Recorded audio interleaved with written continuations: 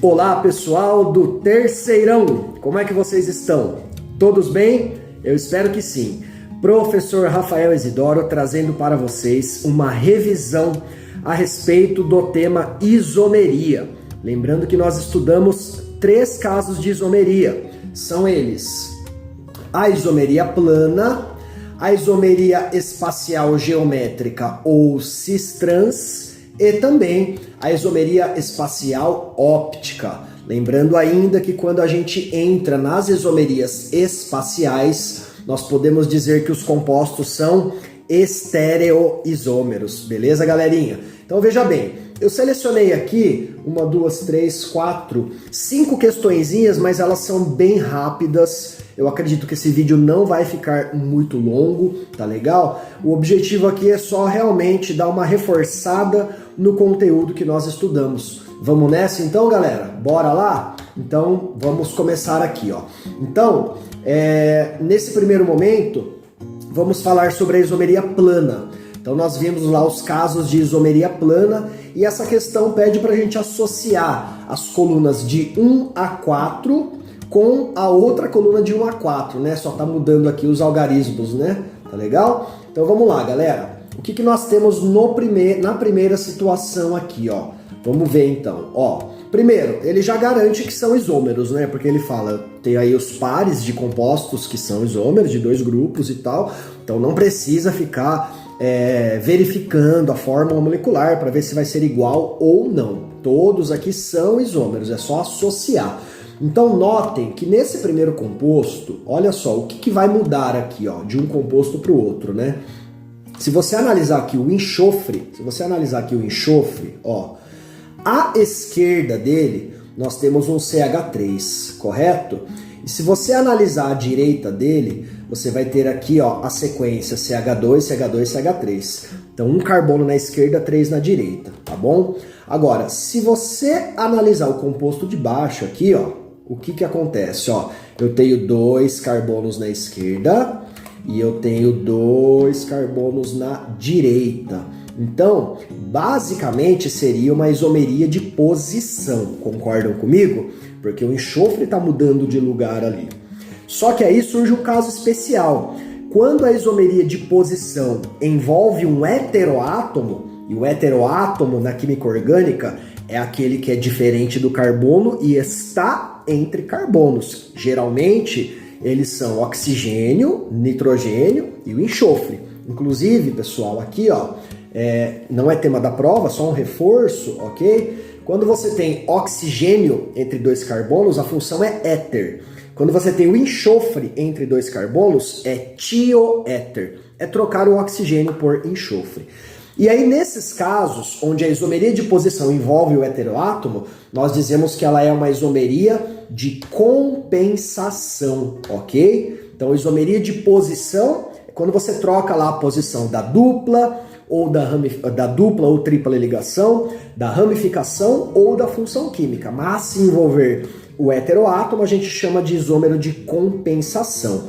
Tá legal? Vamos anotando aqui,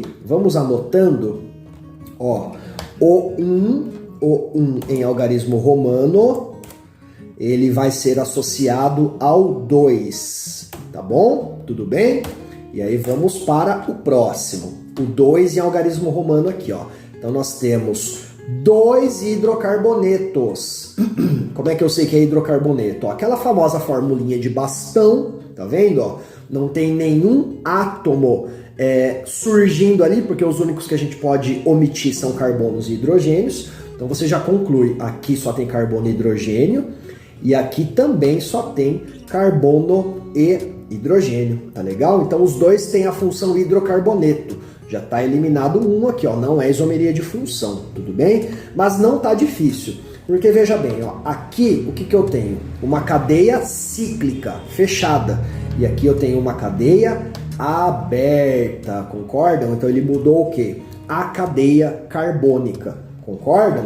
Então é uma isomeria de cadeia, é o 3, então o 2 está associado ao 3 aqui, ó. Vamos anotar, ó, o 2 está associado ao 3, tá legal, turminha? Beleza? Ok, então. Opa, tirei tudo aqui, agora sim, vai. O próximo, o que eu tenho no próximo aqui, ó? Nós temos um anel aromático, aqui, ó, o famoso benzeno, tanto na esquerda como na esquerda. Vamos, filhão, aê! Tanto na esquerda como na direita aqui, correto? E 2 cloros neste composto, aqui. Quando você tem flúor, cloro, bromo ou iodo ligado a uma cadeia carbônica, a função é aleto-orgânico, ok? Que são halogênios ligados à cadeia carbônica. Então não é isomeria de função, porque é a mesma função, não é isomeria de cadeia, porque é a mesma cadeia cíclica, que é o anel aromático, tá legal? O que está mudando aqui, que não está aparecendo muito bem, é a posição do cloro. Perceba o seguinte, esses 2 cloros aqui, ó, cada um está ligado em um carbono vicinal ao outro, tá vendo? Um carboninho do lado do outro, tá vendo? Ó? Agora, esses outros 2 cloros, toma cuidado, porque parece que é igual, parece que ele só girou o composto, mas não, ó. Se você analisar esses 2 cloros aqui, ó, notem, tem um carbono aqui, ó, entre os outros 2 carbonos que os cloros estão ligados. Então aqui, ó, esses 2 carbonos não são vicinais. Se a gente fosse numerar, seria 1, 2, 3. Então a posição dos cloros seria 1,3.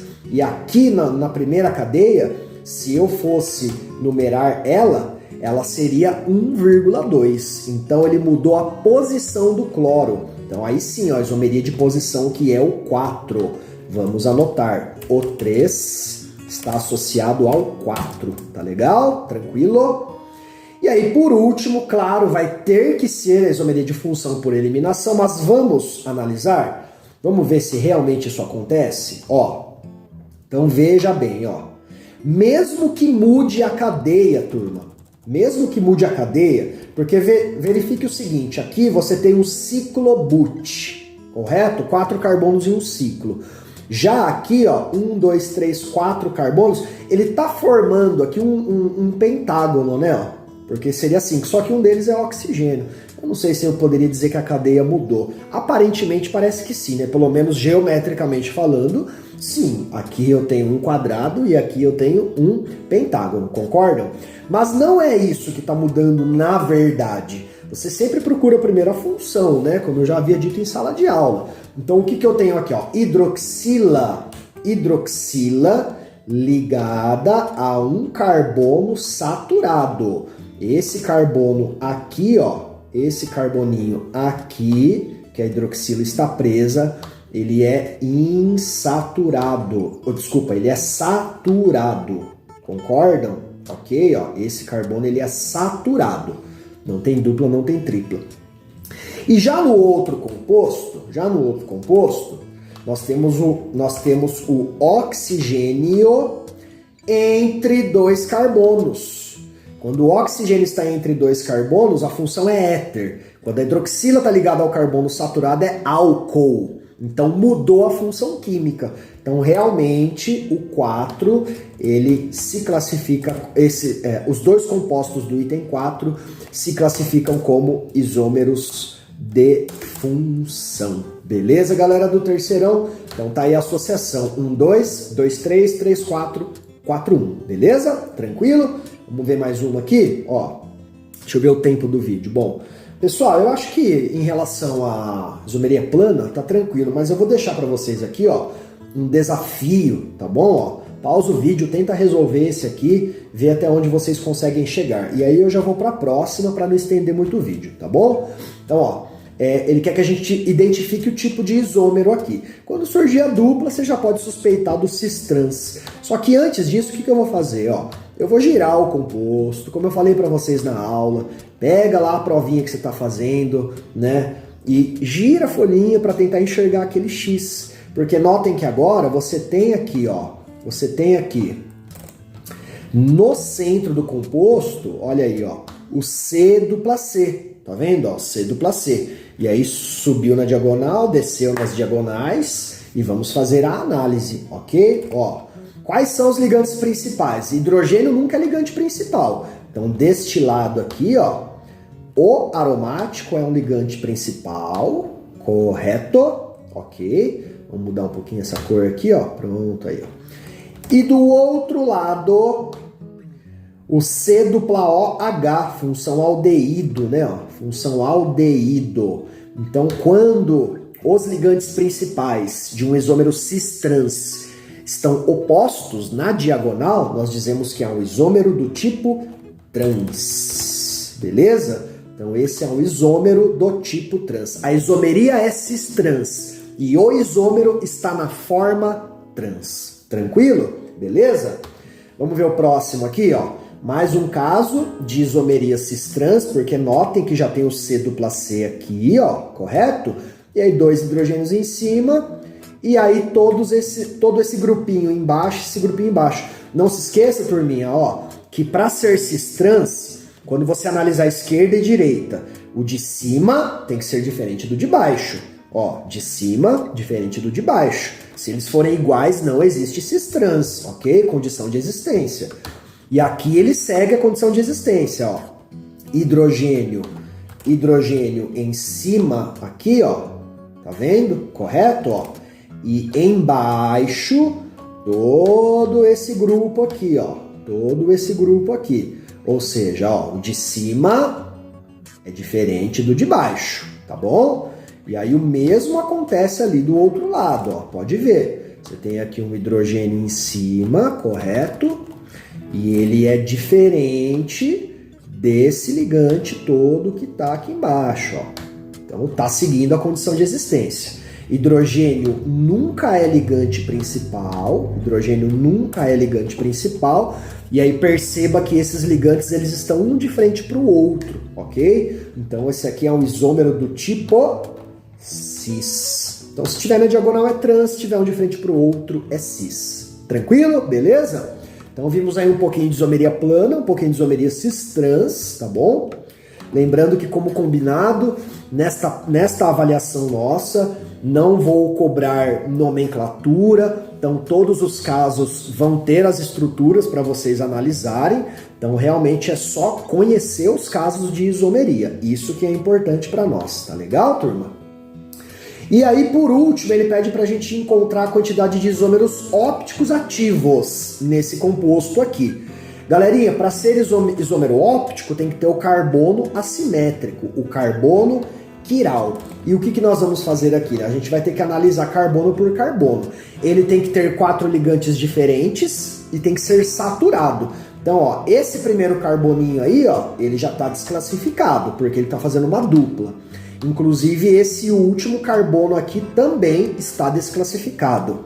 E também, ó, esse CH3 aqui, ó. Então, por que esse CH3 está desclassificado como carbono quiral? Porque ele já tem 3 ligantes iguais, que são os 3 hidrogênios ali. Então, nem precisa perder tempo analisando ele, nem esse carinha aqui e nem esse carinha aqui, ó. Então, o nosso problema está aqui, ó, nesses carbonos que estão no centro da cadeia. E aí a gente vai analisar um por um, tá bom? Ok? Então, muita calma.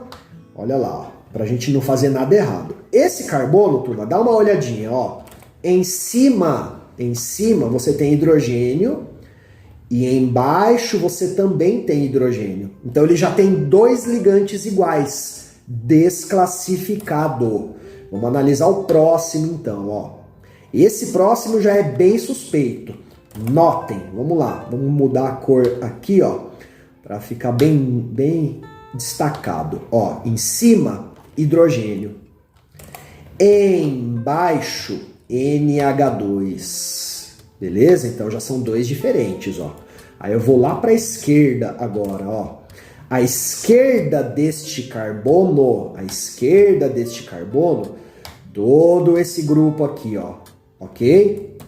E à direita do carbono que está sendo analisado, ó, olha aí, ó, todo esse grupão aqui, ó, que eu tô destacando, tá vendo? Então, ó, percebam que ele tem 4 ligantes diferentes. Então ele é um carbono quiral. Então o que eu vou fazer? Eu vou deixar ele circulado aqui, ó, em vermelho, indicando que ele é um carbono quiral.